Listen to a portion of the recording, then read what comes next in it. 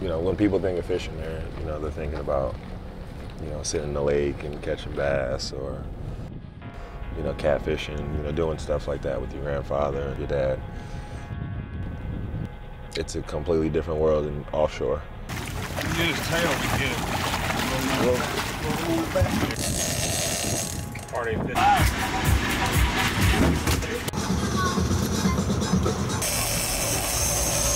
Marlin! Woo! These fish are humongous, and it takes a lot of skill, not only to fight them, but to get them to bite a hook. I'll get him. Yeah!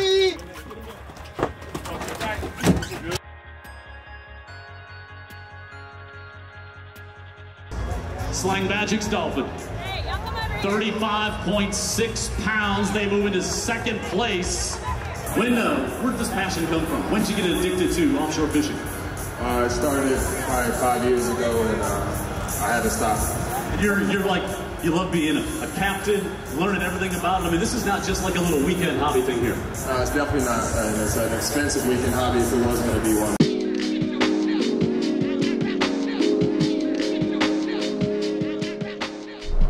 Brooklyn. There's no place like it. It's definitely changed though.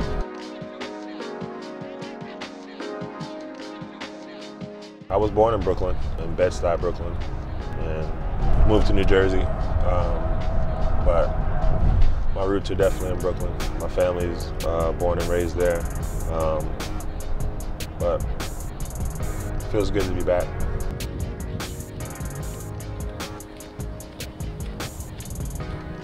Two weeks ago was my first time I shipped my boat in Brooklyn, and I love the location of the marina.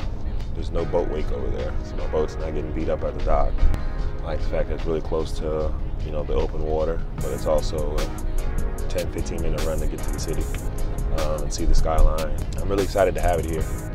After the training, just go sit on the boat. Being around a bunch of native, people from Brooklyn at the marina. It's just a lot of love over there.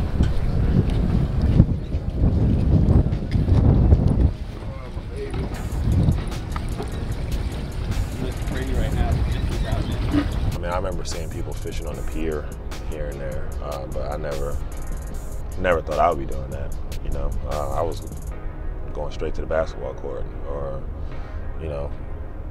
going into other kids' blocks and just racing them to see who was the fastest kid on the block. We never even thought about fishing. I mean, we were finna say we didn't even pick up worms if we saw them. We were like, we didn't mess with bugs and none of that. Growing up, we just, just competitive, tough-minded kids. That outdoorsy stuff wasn't really us. So to just see everything just, do a complete 180 for me, where none of that stuff bothers me. Getting my hands dirty, touching bait, worms, any of that weird stuff that I never thought I would do. It's like second nature. I really don't care.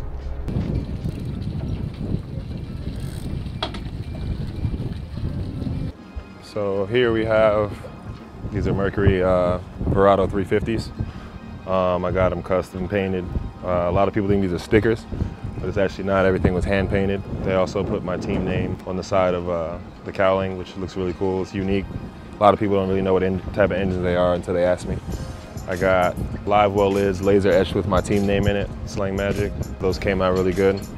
Right behind me I have 4 tuna tubes, 2 on each side of the boat. These are for keeping our live bait alive when we're fishing for marlin. We typically put tuna in there, let them swim around until we see the marlin. We pretty much hand feed them.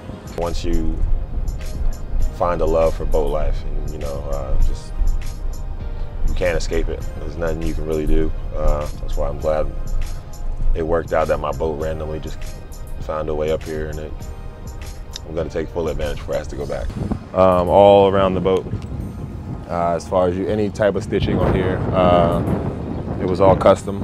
I got the idea from one of my cars. I have an Audi RS7, and this was the stitching that's in the car. I thought it was really unique, and just gave it a little bit of an edge to it. I loved it. I mean, anywhere you look on the boat, you're going to see some speakers. I love to play my music really loud. I have a bunch of JL speakers on here. I have 28 of them. I customized my helm. So these stripes here, they match the stripes that are on my engine.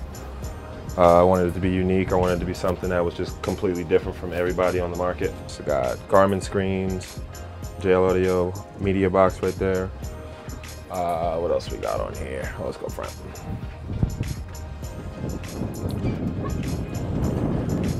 Here's the coffin box. It's comfortable when I do overnight trips. It's usually my bed where I sleep. Underneath here is a humongous fish box that we usually keep full of fish. It's an amazing boat. Everything is pretty much custom for what we want. Yeah, it's just like magic. I mean, I know the Gulf of Mexico like the back of my hand, so learning a whole new fishery on top of all the tournament fishing that I'm doing down there didn't really seem doable time-wise. But the boat's here, so I'm gonna figure it out in the small amount of time that I have to do it. But my heart is in the Gulf of Mexico. That's where I learned everything that I know. I can target any species out there. Even without my GPS, I can navigate everywhere out there. All the electronics on my boat could go off, and I still know how to get home. I still know how to go where the tuna are at, to find anything. So that just took years and years of asking questions, learning, getting lost. But eventually I'll be like that up here. But the timing for the summer, now that I fish competitively, my window's small, especially juggling, you know, the fishing and the professional athlete. If it's a bill, when you get to a bill, I'm gonna. I think that's it. Looks like it. What are they called? There's times where I wanted to catch a shark and I did, and there's times where I caught the fish that I wanted and the shark took it. Let me see if I can get his tail. If I can get his tail, we get it. Sharks just come and just ruin it. As soon as you get it up to the top, they just come out of nowhere and just take everything. They take the leader, they take all your hooks, they take the weight, they take the fish. There was an instance I put on my Instagram where I caught an eel, and as soon as the eel came up, a mako shark came and bit it. It was crazy. Eel spun and wrapped up the shark and spun it upside down. Oh, no! That's why we need the video, bro. It's a shark attacking! Turned around and bit it right in the face, and then the shark freaked out and they just disappeared. So it's a tradition down in Venice, Louisiana. When you catch your first blue marlin, you get thrown into the water by the captain. I caught my first one this past summer, and I completely forgot that was the ritual. And I'm standing near the boat, and Captain John just throws me off the boat. And I swam back to the boat really fast and got back on because I remember seeing a shark, or sharks, around that area because we were chunking for tuna not too long before that, and there were hammerheads, and we saw a couple makos, and I was only thinking about getting the hell out the water, so I had to get out of there, and you know, but it was funny though, you know, there's just so many small little traditions. Baptized in the ocean. Baptized in the South.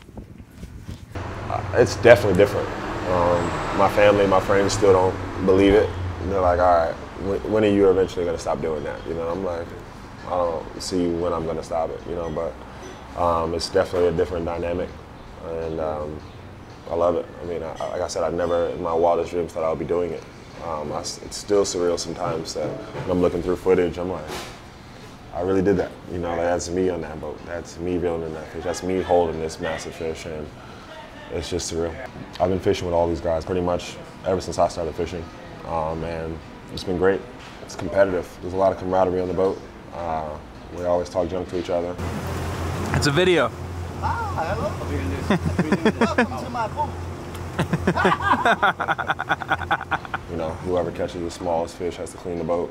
You know, just small things that just we keep the competitive nature fired up on the boat, and it just kept evolving, you know, over the time. And you know, there's other boats around us in the same spot fishing, so we want to be the one to catch the big fish while everybody's looking over, like, oh, you know, this basketball player can't, you know what he's doing. So we go for it, man, and it's so much fun.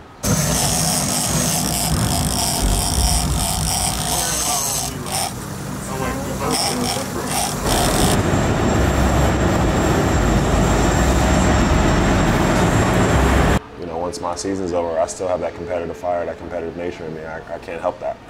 And fishing was, you know, it was fun before. It was more of like a relaxing thing, but now it's competitive. You know, like my team is competitive. We compete against the best along the whole Gulf Coast, from Texas all the way to Florida, and it just keeps my fire going. And then once this is over, my season starts right back up. So it's just a, you know, 365 of competitive nature. Hold up. Whenever y'all come up, stay up.